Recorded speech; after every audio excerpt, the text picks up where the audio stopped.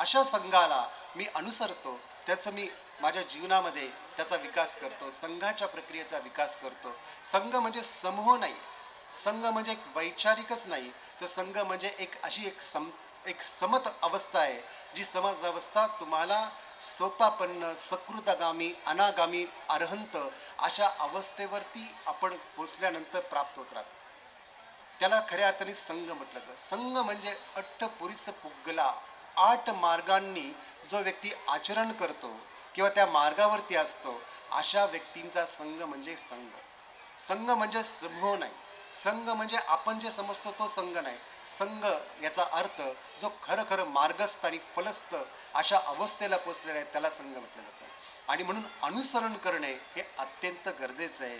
आणि हे अनुसरण आपण कशा पद्धतीने विकसित करतो, हे सर्वस्वी आपल्यावरती अवलंबून आहे. आणि म्हणून धम्म जो आहे, हा धम्म, आपण ज्यावेळेस या धम्माची चर्चा करतो, तर धम्माची चर्चा करत असताना फार मोठी गोष्ट आपल्याला साकारायची अशातला भाग नाही. आपल्या घरातून प्रत्येक गोष्ट चालू करा.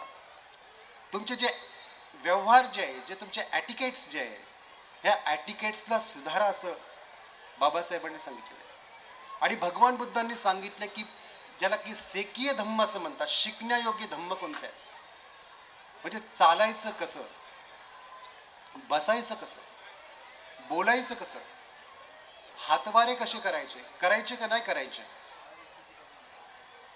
थुंकायचं कुठं,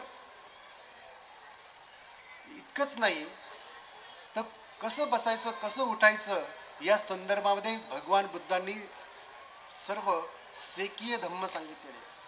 बुद्धांनी धम्म जर आपण बारकाईने जर वाचलं असेल, तर त्याच्यामध्ये जवळजवळ 75 सेकीय धम्माच्या संदर्भात सांगितलेलं आहे. या 75 सेकीय धम्माचं आचरण म्हणजे व्यक्तिमत्वाचा विकास. समोरचा व्यक्ती काय बोलतोय आणि आपण काय ऐकतोय, हे ज्याला समजत नाही, त्याच व्यक्तींचे खऱ्या अर्थाने या संभाषणामध्ये एकमेकांना न समजण्याची स्थिती त्यांची तयार झालेली असते, जी कायम मिसअंडरस्टँडिंग आपल्यामध्ये निर्माण करत असते. म्हणून प्रत्येक व्यक्ती ज्यावेळेस बोलतो, त्यावेळेस त्याचं पहिल्यांदा ऐकलं पाहिजे. ऐकल्यानंतर त्याला काय म्हणायचं आहे ते आपल्याला लक्षात आलं पाहिजे, आणि त्यानंतरच आपण त्याला प्रतिक्रिया केली पाहिजे. या पद्धतीने आपलं संभाषण जर आपण विकसित केलं, तर घरामध्ये खऱ्या अर्थाने एक वेगळी अंडरस्टँडिंग तयार होईल, घरामध्ये एक वेगळी समज तयार होईल. घर जे आहे, त्या घरामधलं वातावरण हे इतकं सुंदर असलं पाहिजे. घर छोटं असू मोठं असू कसंही असो, घर नेहमी स्वच्छ असलं पाहिजे. घरामध्ये कधीही कुबट वातावरण असतं कामा नये, घरामध्ये कधीही धुळीचं साम्राज्य असतं कामा नये.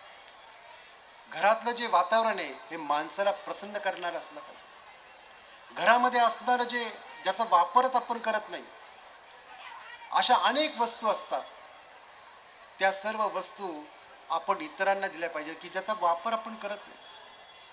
बघा, घरामध्ये आपल्याकडे काय काय असतं, खूप वर्षापासूनची भांडी असतात, खूप वर्षापासूनचे कपडे असतात, खूप वर्षापासूनचे अनेक सांभाळून ठेवलेल्या गोष्टी असतात, ज्याचा वापर आपण करत नाही, फक्त आपण आपल्यामध्ये संग्रह म्हणून त्याचं ठेवण ठेवलेली असते.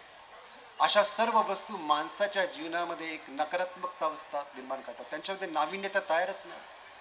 जपानमध्ये या सर्व गोष्टीला प्रॅक्टिस ऑफ मिनिमलिझम असं म्हटलं जातं. मिनिमलिझम याचा अर्थ असा की घरातली प्रत्येक गोष्ट की ज्या गोष्टीला आपण स्पर्शच करत नाही वर्षानुवर्ष, अशा सर्व वस्तू ते काढून टाकतात. घरामध्ये वेळ देतात, घराची स्वच्छता करायला वेळ देतात, घरामध्ये बसतात, घरामध्ये सर्व सभासद बसून एकमेकांशी चहा पितात, एकमेकांशी वार्तालाप करतात.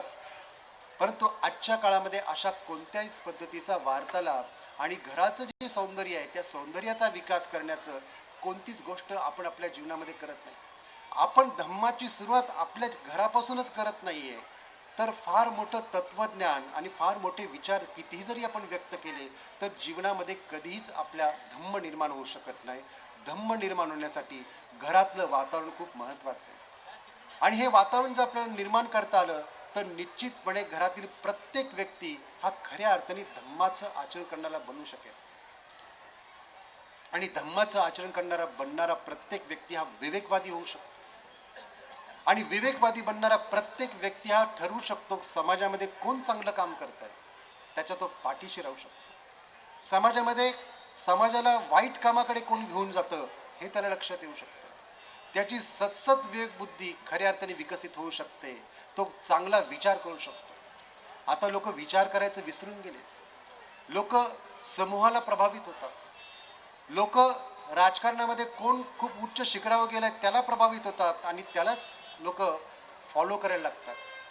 राजकारण, समाजकारण ह्या सर्व गोष्टी ज्या आहेत ह्या जोपर्यंत आपल्यामधला जो विचार, विवेक हा आपण जागृत करत नाही तोपर्यंत खऱ्या अर्थाने आपण बाबासाहेबांनी पाहिलेलं जे स्वप्न आहे ते स्वप्न साकारू शकत नाही.